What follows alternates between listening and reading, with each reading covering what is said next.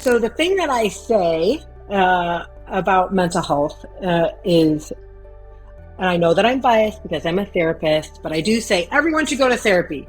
I think that the world would be a kinder, gentler, more compassionate place if all of us took some time to do some introspection and some work on ourselves, and to learn how to not take things out on other people and to be kind to ourselves and to those around us.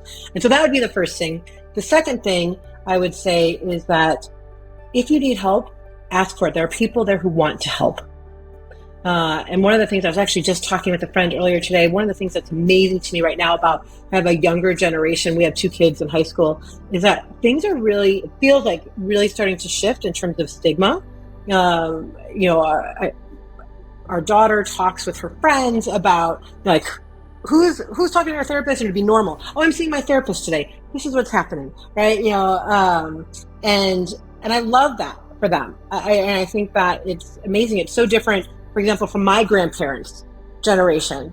And so I feel like we're making some progress, but I don't want folks to be afraid to get the support and the help they need when they need it.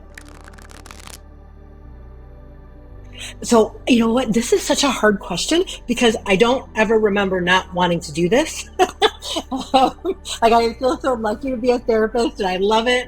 And so, literally the first time I can remember wanting to purposefully help someone feel better was 4th grade. And my friend's parents were getting divorced and I was like, oh, she's going to be so sad. What can I do? And I remember so at that point you could, where I grew up at least, you would collect aluminum cans and you'd bring them to the junkyard and you'd get paid. So I had collected a whole bunch of aluminum cans and I went to the junkyard, got my, it was probably $5 or something, and I rode my bike to the local pharmacy and bought her some candy. And that was the way that I felt like I knew to try and make her feel better. And so that, I think that it's hard for me to really even say because that has been something that I've wanted to do with people is help make people's lives better, walk with them in their journeys, whatever that means for them. And I still feel that today, like being able to walk with folks, regardless of what they're trying to navigate, is such an honor. When I think about being a therapist, I just feel like, gosh, I get to do this. I'm so lucky. This is my job that I get to do all the time. So I just feel like being a part of that system and being a part of caring for other folks is one of the greatest honors. I think it's something that each of us needs to be really intentional about. Particularly here in America, our work culture is such that we're moving, right? And that's the kind of general expectation. But, our kids' lives are busy, our lives are busy, and our families are, there's a million things scheduled, people have their family calendars all color coordinated, right? I feel like we need to all practice this, and I'm guilty as well, but like just being really intentional about how am I helping myself stay grounded in small and bigger ways every day. And so one of the things I used to run a lot before, and I loved doing half marathons. I loved them. They were super fun to me. I loved them. I loved going to different cities and seeing the cities, and and I haven't done one in a really long time. And I was shocked when I went back to look at how long it's been. And so a friend of mine from the legislature, she and I are planning to run a half marathon this fall, and I've roped our daughter into running it with us. So she will run her first one. But those are like, I love running because when I run, sometimes I don't listen to anything. Sometimes I'll listen to music. But I get, as they call it, I get into that flow space where I can run and be like, oh, I just lost an hour, And my husband always jokes, he's like, I don't know, I never get that when I run. So find what allows you to get in that space, right? Find that space that's filling you up, whatever it is for you.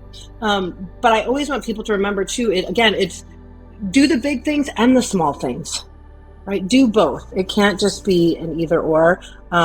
Sometimes we only have a couple minutes, so like I have on my phone different apps that are like, it's like a couple minute, deep breathing exercise, or meditation.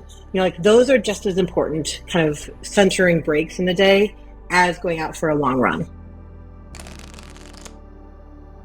I would say that the thing that I'm most proud of, and I alluded to this before, was I've been a therapist now for almost 30 years. I started practicing in 95.